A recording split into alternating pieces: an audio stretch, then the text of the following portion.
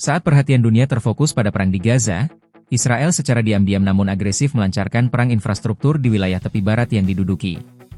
Dilaporkan, otoritas Israel mengerahkan sejumlah buldoser yang dijaga ketat oleh tentara bersenjata untuk membangun ruas jalanan baru. Tujuan utama pembangunan ini memudahkan pergerakan permukiman Yahudi sambil secara efektif membatasi dan menjebak pergerakan warga Palestina di desa-desa sekitar. Ini adalah strategi yang disebut aktivis sebagai upaya menetapkan fakta di lapangan. Mari kita bedah mengapa pembangunan jalan ini sangat kontroversial dan apa implikasinya bagi masa depan tepi barat. Seorang warga desa Beit Ur Al-Fauqa di tepi barat, Ashraf Samara, menyaksikan langsung pengerahan mesin berat ini.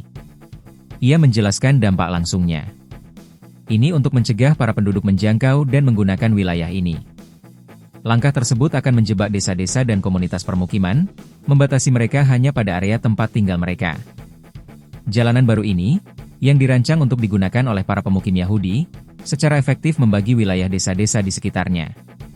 Bagi warga Palestina, yang seringkali dilarang menggunakan rute tersebut, ini berarti hambatan baru. Mereka menghadapi rintangan baru untuk mencapai kota-kota terdekat, tempat kerja, atau lahan pertanian mereka. Pembatasan pergerakan, pembangunan ini memperketat kontrol Israel atas tepi barat, membuat pergerakan sehari-hari warga Palestina menjadi semakin sulit.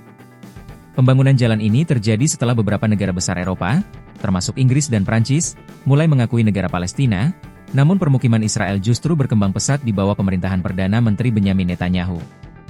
Palestina dan sebagian besar dunia menganggap permukiman ini ilegal menurut hukum internasional. Hagit Ofran, anggota kelompok aktivis Israel PAC Now, mengatakan bahwa jalanan baru ini adalah upaya Israel untuk menguasai lebih banyak tanah Palestina dan menetapkan fakta di lapangan. Yang sedang dilakukan pemerintah sekarang adalah membangun infrastruktur bagi jutaan pemukim yang ingin mereka tarik ke tepi barat. Tanpa jalan, mereka tidak bisa melakukannya, ujar Ofran. Israel dilaporkan telah mengalokasikan dana fantastis sebesar 7 miliar shekels, sekitar 35 triliun rupiah, untuk membangun jalan di tepi barat sejak serangan Hamas Oktober 2023. Angka ini menggarisbawahi komitmen pemerintah Israel untuk memperluas jangkauan permukiman, yang didukung oleh sistem jalan dan infrastruktur yang sepenuhnya berada di bawah kendali Tel Aviv. Pembangunan jalan yang dilindungi militer di tepi barat ini menunjukkan bahwa konflik Israel-Palestina tidak hanya terbatas di Gaza. Ini adalah perlombaan kontroversial untuk menguasai lahan dan infrastruktur, yang bertujuan mengubah demografi dan geografi tepi barat secara permanen. Menurut Anda, apa yang harus dilakukan komunitas internasional untuk menghentikan perluasan permukiman yang dianggap ilegal ini di tepi barat? Tuliskan pandangan Anda di kolom komentar.